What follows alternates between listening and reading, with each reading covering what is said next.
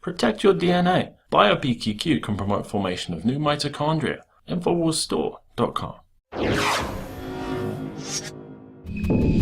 Well, not content with just threatening to invade Syria and oust President Assad, Saudi Arabia now says that they want to go ahead and just arm the Syrian jihadists with surface-to-air missiles so they can shoot down Russian planes. Now, this is coming from Saudi Foreign Minister Adel al-Jubeir, and he said this during an interview that we believe that introducing surface-to-air missiles in Syria is going to change the balance of power on the ground. It will allow the moderate opposition to be able to neutralize the helicopters and aircraft that are dropping chemicals and have been carpet bombing them, just like surface-to-air missiles in Afghanistan were able to change the balance of power there. This has to be studied very carefully, however, because you don't want such weapons to fall into the wrong hands. Of course, just like we've seen the weapons fall into the wrong hands time and time again because there really is no such thing as moderate rebels there in Syria. The New York Times pointed out as much in 2013. Then Hubbard wrote, "Nowhere in rebel-controlled Syria is there a secular fighting force to speak of." And of course, we've been reporting this for years as well. But arming the moderate rebels, where have we heard this before? We need to have a no-fly zone. We need to have a buffer zone for refugees. We need to provide. No, I know that, Senator, help. but if they're attacking the very guys who we want to see topple Assad, you would let American planes just continue to pass them and let them do that? No, but I might do what we did in Afghanistan many years ago to give those guys the ability to shoot down those planes. That equipment is available. Who would be shooting them down? The Free Syrian Army. And speaking of weapons falling into the wrong hands, authorities in West Virginia are investigating the detonation of an alleged explosive device. Now, this happened late Sunday in Hansford, West Virginia. Detectives there say they have no potential motive or suspect. They also didn't see when it was placed there. They've taken the fragments for further testing. And Joe Biggs has more.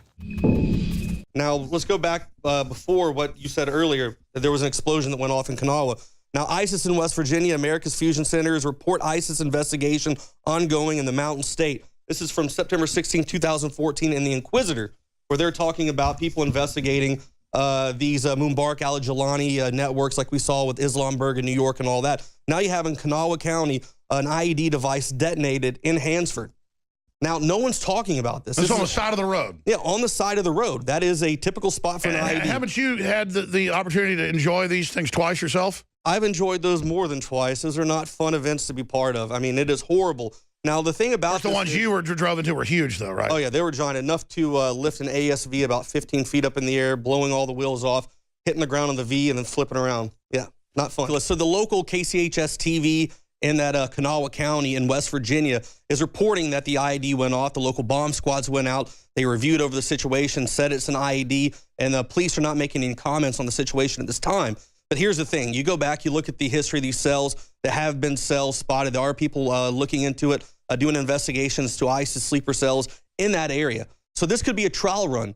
They use something like this. They use a smaller detonation, something that's not going to cause a lot of harm, to see how these ambulances, fire department, bomb squads will come into that area. So they can shoot them up. No, well, what they do is they want to see how they set up and they've got cordon off that more area. bombs, and they plan them right where they're going to put That's the worst, yes. So in combat, you put my up a cousin weaker was telling device. me exactly like they come to one event and they know where the helicopters would land and then blow those up. Yep, it's called a secondary device. Your secondary device is usually your most dangerous ones to worry about. So they'll have something smaller to bring in everyone. And they'll use, something like this right now to measure. They'll sit back, far off, take notes, kind of write up a little grid on a piece of paper. And that's why you're so concerned. I wasn't thinking about that. So what I'm thinking is this could be a trial run. They do this to see how it's going to happen.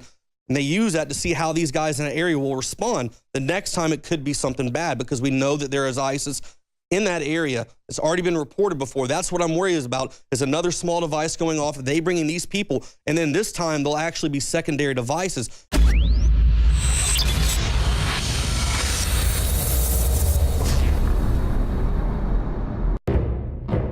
Thousands of years ago, there was a basic form of chivalry. Our ancestors would hear the drums of war, giving the warriors of the tribe a chance to organize and prepare a defense.